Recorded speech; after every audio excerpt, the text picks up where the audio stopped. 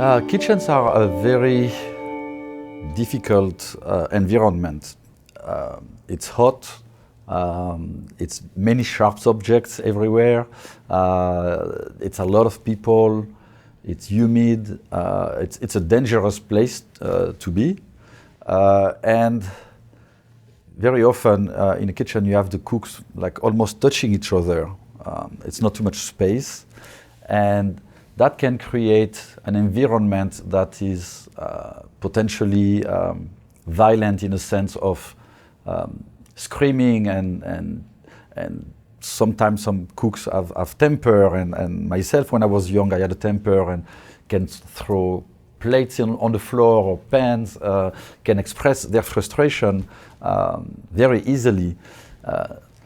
I know that my generation of cooks very often fought violence in the kitchen or abuse, verbal abuse in the kitchen.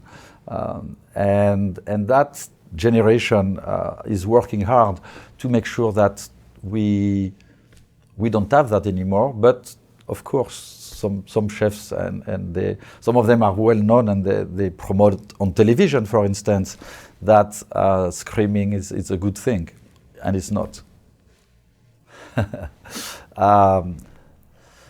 Yes, when I was very young, I had a temper, and I think when you have a temper, you always have it, but you can work on it and tame your temper, and it's what I do.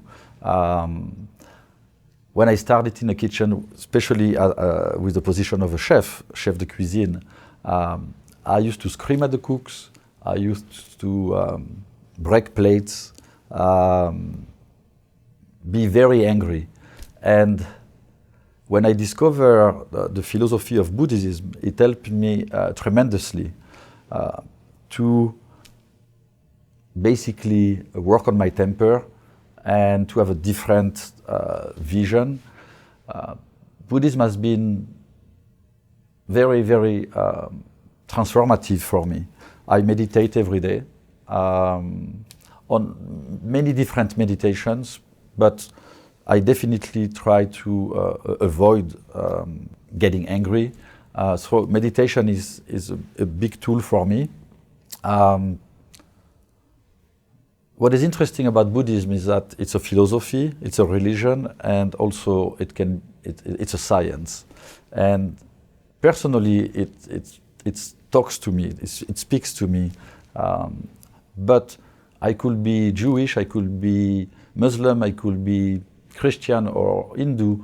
All those major religions have the same, how can I say, mission to make us a better person, to make us better human beings. So Buddhism is always interesting for me to speak about it because I am a practitioner, but at the same time, it doesn't make me a better chef or better person than someone who's not.